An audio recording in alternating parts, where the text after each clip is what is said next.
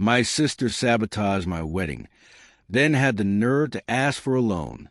I'm writing this because I'm still shaking from everything that's happened over the last 6 months, and I need to get it out. Maybe someone out there has gone through something similar. Maybe I'm the crazy one. I don't know. Let's rewind a little. 29F, got married this past spring.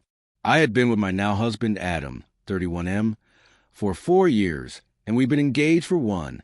Adam is everything I never thought I'd find. Kind, stable, patient, and loyal to a fault. We met through mutual friends, and he quickly became my safe place after years of rocky relationships and family drama. Which brings me to the real subject of this post. My older sister, Melissa, 32F. Melissa has always had a complicated relationship with me. To the outside world, she's perfect. A polished, successful dentist with perfect teeth, a Pinterest-worthy home, a gorgeous golden retriever, and a social media following of 40K, where she posts #wholesome living content. Inside the family, though, she's always been manipulative, calculated, passive-aggressive in a way that makes you feel insane for reacting. Growing up, Melissa was a golden child. Straight as homecoming queen, all of that. I was a quieter one, more artsy, more withdrawn. Our parents, especially our mom, always put her on a pedestal. "Why can't you be more like Melissa?" was practically a slogan in our household. Anyway, Melissa and I drifted further apart in adulthood. Different values, different social circles. Still, we kept things civil. She was there for our engagement party. Smiled for pictures. Even offered to help plan parts of the wedding. She played the role of the supportive sister perfectly, or so I thought. Here's where things started to turn. A few months after Adam and I got engaged, we started the usual planning chaos. Booking venues, caterers, dress shopping, the works. I invited Melissa to join me for dress shopping out of politeness. She seemed flattered and even a little excited. But that day, she criticized every single dress I tried on. Every one. "This one makes your arms look big. Are you sure you want to go strapless with your skin tone? That's a little plain, don't you think? I thought you'd want something more flattering." My best friend, Kara, pulled me aside during the second boutique and whispered, "She's not helping. She's undermining you." I knew she was right, but I brushed it off. That's just how Melissa is. I told myself. Always blunt. Always honest. Maybe she doesn't realize how she comes off. Next came the bridal shower. She offered to co-host with my maid of honor, but somehow it became the Melissa show. She made a giant slideshow of our childhood together, which included multiple photos of her high school prom, her graduation, even her first apartment. My moments, maybe 2 or 3 photos scattered in. Guests were confused. Kara was pissed. I fake smiled to the whole thing. After that, I started keeping her at arm's length during the final stages of wedding prep. I still let her be a bridesmaid mistake, but I delegated her the most basic tasks. Show up on time, wear the dress, smile for pictures. This is where everything fell apart. We had a small rehearsal dinner at the Airbnb my parents rented for the weekend. Close family bridal party and a few friends. Everyone was in a great mood. The food was amazing. Wine was flowing. At around 10 p.m., I went upstairs to start getting ready for bed. I wanted to be well rested for the big day. My phone buzzed with a text from Kara. "You need to come downstairs." Now, she's doing something shady. I didn't even have to ask who she was. I rushed downstairs.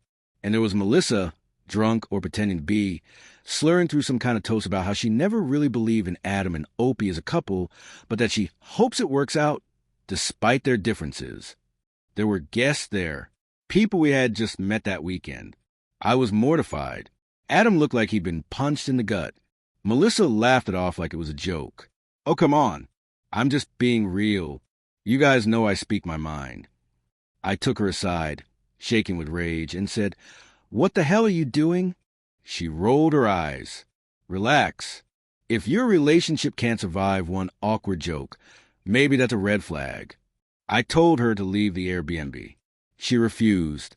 My dad ended up driving her back to her hotel while muttering about how sensitive brides are these days. Despite everything, I tried to push forward. I told myself Melissa was just having a bad night. Maybe she was jealous. Maybe she was going through something privately. Whatever. It was my wedding day, and I refused to let her ruin it. But she wasn't done. The ceremony went fine. Actually, it was beautiful. But at the reception, Melissa was seated at a table with some of Adam's college friends. Apparently, she spent the whole dinner telling them that Adam had changed since meeting me, that he used to be more outgoing and fun, and that she missed the old him. One of the guests, a guy named Mark, eventually came up to Adam and told him, "Hey man, not trying to start anything, but your sister-in-law is kind of airing out your dirty laundry." Adam told me after the wedding, and that's not even the worst of it. A week after the honeymoon, we got back and started opening wedding gifts. We noticed an envelope from Melissa with a card. No gift, just a card. I opened it, and inside it said, "Sometimes the hardest part is watching someone settle, but I'm choosing to hope for the best." I was livid. I called her. I was done playing polite. "What the actual hell is wrong with you?" I said. She played dumb. "What? I gave you a card. That's more than most people." That's when I let loose. Every little thing she'd done, the dress sabotage, the toast, the comment at the reception, the card, I laid it all out, and she said, in the most deadpan voice I've ever heard, "I was just trying to make sure you weren't making a mistake. You always rush into things, and someone has to be the voice of reason." I hung up. I blocked her on everything. I didn't talk to her for months. Last week, I got a Facebook message from an unknown account. It was Melissa. She had deleted her main account, maybe because of the backlash she got. My mom tore into her after I told her everything. The message read, "Hey, I know things have been weird, but I'm in a tough spot financially right now. My practice is struggling, and I need help with a short-term loan. You're doing well, right?" I wouldn't ask if it wasn't serious. I nearly threw my phone. Update. Let me remind you where we left off. My sister Melissa, after actively trying to humiliate and undermine me throughout my entire wedding, reached out through a burner Facebook account asking for a loan because she was having financial difficulties. Now, I'm not a petty person by nature, but at this point, I was starting to feel like I'd been cast in some bad soap opera where the villain always wears designer heels and a fake smile. I stared at that message for a solid 10 minutes, heart pounding. It was so casual, like nothing had ever happened, like we were just two sisters catching up after a rough patch. Spoiler, I didn't respond. Not yet. After I blocked Melissa following the wedding drama, I mostly stayed silent with the rest of the family. I didn't want to turn it into a circus. But word got around, of course it did. My cousin posted a group photo from the reception, tagging everyone, and someone in the comments wrote something like, "Why wasn't Melissa in the pics? Did she leave early?" Cue curiosity. Eventually, I sat down with my mom and gave her the full story, with receipts, the card, the drunk toast, the comments of Adam's friends, even the little digs she made during dress shopping. My mom, who has historically favored Melissa in all things, went quiet. She didn't defend her. She just said, "That's incredibly disappointing." I had no idea. And for once, I actually believed her. Melissa hadn't told anyone in the family about the stuff she did. She played the innocent sister card, as always. Apparently, after the wedding, she told everyone she left early because she wasn't feeling well, and people believed her. But slowly, after I told my side, the tide started to shift. A few days after that first message, she messaged again, this time through another account. "Hey, I don't know if you saw my other message. I really need your help. I know I messed up at your wedding and I've apologized, but this is serious. I'm about to lose my office space. Please respond." She had not apologized, by the way. I took a deep breath and decided to respond. Not because I was going to help her, but because I wanted to understand what the hell was really going on. I messaged back, "I'll be honest with you. After what you did to me before and during my wedding, I don't trust you, but I'm curious. What exactly are you asking for?" She responded within minutes. $10K, just for 2 months. I'll pay you back. I'm behind on rent for the dental suite, and my equipment lease. If I can get through this quarter, I'll be fine. But I'm tapped out. I can't go to Mom and Dad. They'd lose it. First off, $10,000? For 2 months? That's not a short-term favor. That's a bailout. Second, she can't go to Mom and Dad? That got my attention. I did some digging. I reached out to a mutual friend, Lena, who used to work at the front desk of Melissa's clinic. We weren't super close, but we'd kept in touch on Instagram. I messaged her, "Hey, random question. Is Melissa's practice okay?" She said she's going through a tough time. Lena replied, "Oh, you haven't heard? She's been behind on payroll for months. I left because I wasn't getting paid on time, and she laid off her hygienist last month. People are pissed." I said something vague like, "Wow, that sucks," and thanked her, but inside I was fuming. This wasn't a rough patch. This was a crash. So now Melissa was lying to the family, underpaying or outright stiffing her employees, trying to guilt-trip me, the little sister she tried to humiliate, into giving her $10,000 to float her vanity business. No, I decided to send her an email. It was short, but it felt necessary. Subject: no. Melissa, I have no interest in funding your poor choices, especially after how you treated me during the most important weekend of my life. Your financial issues are not my responsibility. You burned that bridge yourself. Please don't contact me again. Op, she replied, but I didn't open it. I archived it and blocked that address too. A few hours later, my phone lit up with a call from my dad. "Dad, hey, sweetheart, just talk to your sister. She's going through a rough time. She said she reached out to you." "Me? Yes. She asked for 10 grand. Dad paused. "Well, yeah, she made some bad calls. She took out too many business loans early on, and now she's paying the price. It's hard to see her struggle." "Me, you know she tried to sabotage my wedding, right? Did she tell you about that?" "Dad," long pause. "She said you had a fight. She regrets it." "Me, it wasn't a fight. She deliberately humiliated me, and now she's trying to use me." "Dad, you don't have to give her money. I'm just saying maybe think about forgiveness."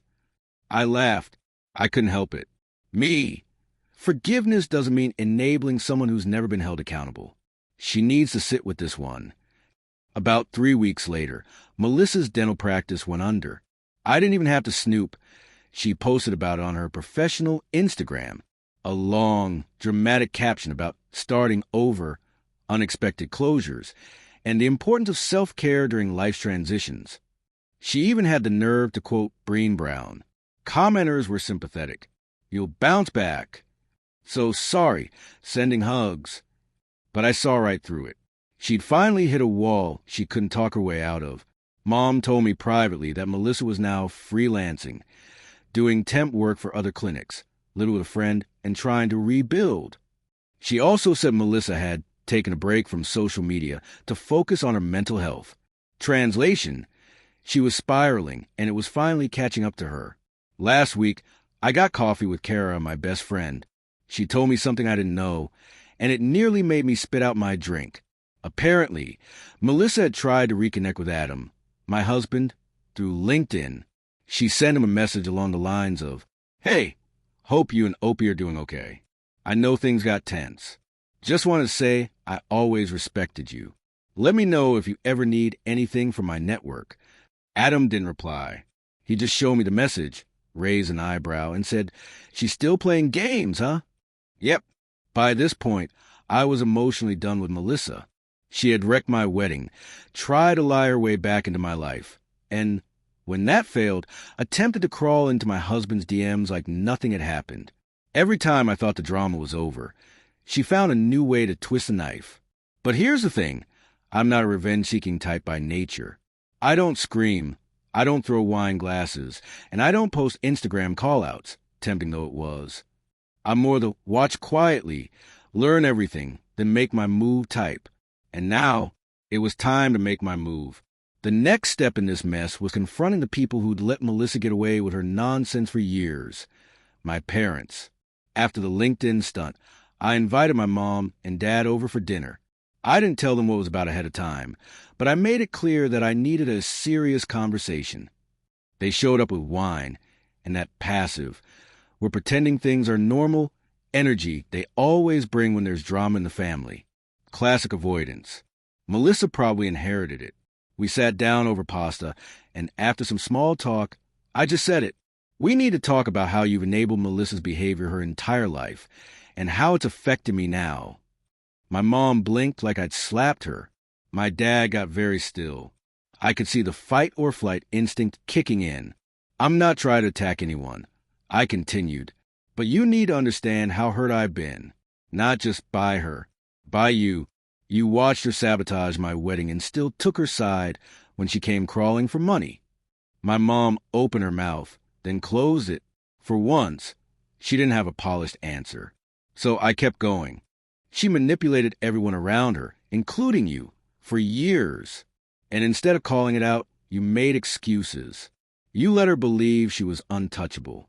And now she spiraled into a financial mess of her own making, and you're trying to patch it up by sending her to me. That's not okay. They finally started to speak. My dad said something about family being complicated. And my mom gave the usual we didn't want to pick sides, but the mood had shifted. For the first time, they were listening. After that dinner, I thought it might be over. Closure, right? Nope, not yet. About 2 weeks later, I got a message from Lena again, the woman who used to work reception at Melissa's clinic. She sent me a Dropbox link. Inside, scans of documents Melissa had accidentally left in the front office files before the clinic shut down. There were emails with her accountant, credit card statements, a loan application, and a spreadsheet. A breakdown of how she'd spent a $40,000 business loan she got during the first year of opening her clinic. I wasn't sure if I should even be seeing it, but Lena made it clear Melissa never asked for the documents back, and they were just sitting in a folder. So I opened the spreadsheet, and what I saw made my jaw drop. Of the $40,000 loan she got for business expansion, here's where some of the money actually went. $6,700. Brand strategy consultant, aka a woman who helped Melissa build her influencer page. $3,000. Designer handbags, literally labeled by brand name. $2,200. Cosmetic procedures, fillers, preventative Botox. $1,300. Dog grooming subscription. Yes, really. $5,500. 1 week wellness retreat in Arizona. $4,800. Advertising spend on Instagram promotions. $1,900. 2-month lease on a Tesla Model 3, which she returned afterward. Only around $9,000 of it was spent on actual business needs, equipment, rent, supplies. So while she was pretending to be this hard-working small business owner, she was burning through loan money on luxury lifestyle crap, and then crying poor to me because she couldn't make rent. I sent one message to Lena. Thank you. You have no idea how validating this is. I didn't plan to use this information publicly, but it was all I needed to put any lingering guilt to rest. I hadn't turned my back on family. I had set a boundary with a manipulative con artist. Here's where it gets petty, not cruel, just clarifying. My company, I work in HR tech, sponsors local events and networking mixers. A few months ago, we co-hosted a small business expo for women entrepreneurs in the city. Melissa's clinic used to be listed on the invite list she'd attended last year. I contacted the organizer, who I knew from prior projects, and said, "Hey, heads up, Melissa, last name should not be included on any sponsored panels or listed as a participant this year. Her business shut down due to serious financial mismanagement, and I wouldn't want her to misrepresent herself to the community." She responded, "Wow, thank you for letting me know." She actually reached out last week trying to pitch herself as a guest speaker. Yeah, a guest speaker. Needless to say, she was not invited. I didn't share the docs. I didn't drag her name through the mud. I simply made sure she didn't get another platform to pretend she was someone she wasn't. That was enough for me. Last weekend, I saw Melissa for the first time in person since the wedding. It was at a family barbecue, my cousin's engagement party. I knew she might show, and I prepped mentally for it. She walked in like nothing had happened. New haircut, giant sunglasses, same fake laugh.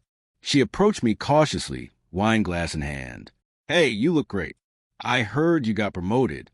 Congrats." I nodded, said nothing. "Look, I know things got messed up, but I want to move forward. We're sisters." I looked her dead in the eyes and said, "You lost the right to call me your sister when you tried to ruin my wedding and then beg me for money. I'm not interested in pretending that didn't happen." She blinked, took a step back. For once, she didn't have a comeback. Wow. Okay, I was trying to be civil. Then keep being civil. Over there. She stood frozen for a second, then turned around and walked away. I haven't heard from her since. After that family barbecue, after I told Melissa, "You lost the right to call me your sister," something strange happened. For the first time, people stopped trying to play the middle. My cousin, the one hosting the party, texted me 2 days later. "Hey, just wanted to say I totally get it now. The way she acted was so fake. I'm surprised she didn't crack in the sun. I'm sorry I ever doubted you." Others followed. Quietly. A message here, a DM there. It wasn't a public takedown, but it felt like people had finally stopped pretending Melissa was the golden girl.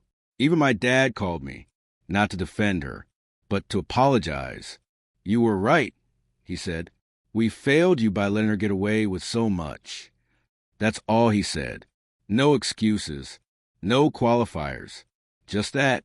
And it hit me harder than I expected, because for years, it felt like I was the crazy one, the sensitive one, the sister who just didn't get Melissa. And now, for once, the gaslighting was gone. The truth was out, and people were finally seeing her for who she really was. I didn't cry. I didn't gloat. I just exhaled for the first time in years. Since the confrontation, Melissa hasn't contacted me again. No calls. No surprise apologies. No more burner accounts asking for money. She's vanished, at least from my life. Her Instagram page is still active, though it's gone from smiling dentist boss babe to raw and real wellness journey content. Vague posts about starting over and letting go of what no longer serves you flood her feed. But no acknowledgement of what really happened. That's her way. Rewrite the narrative until it flatters her. Always has been. And you know what? Let her. Because here's what I've learned. You don't owe toxic family members a second chance. You don't owe them silence or money or your peace of mind. You don't have to forgive and forget just because you share DNA. 3 weeks ago, I found out she applied for a job at one of the clinics in my professional network. The same community she once looked down on as less aesthetic. The hiring manager, someone I'd worked with on a past project, called me and casually asked, "Hey, isn't Melissa your sister?" I paused. "She is," I said. "Why?" "She applied here. Strong resume, but something felt off. I thought I'd check in." I kept it professional. I didn't launch into a rant. I didn't send the receipts. I just said, "If you're looking for a reliable team player, I proceed with caution." That was it. She didn't get the job. Not because I went out of my way to destroy her, but because I finally told the truth when someone asked. Adam and I are thriving. We just moved into a new place. No contact from Melissa. No more drama. Just peace. And yes, I finally got around to printing our wedding photos. The real ones. The ones without her in them. There's one photo I framed on my desk. It's me and Adam at golden hour, laughing with champagne in hand. Everyone around us is smiling, relaxed, full of love. Melissa is in the frame. And that's how I know it's a good one. Here's what I'll say, in case someone reading this is dealing with a toxic sibling or manipulative family member. It's okay to walk away. You're not a bad person for protecting your joy. You're not selfish for refusing to be their emotional punching bag. You're not cruel for saying, "Enough. Some bridges need to burn." Some people belong in your past, not because you hate them, but because they refuse to change. And when you finally let them go, you realize just how light it feels to live without their shadow hanging over you.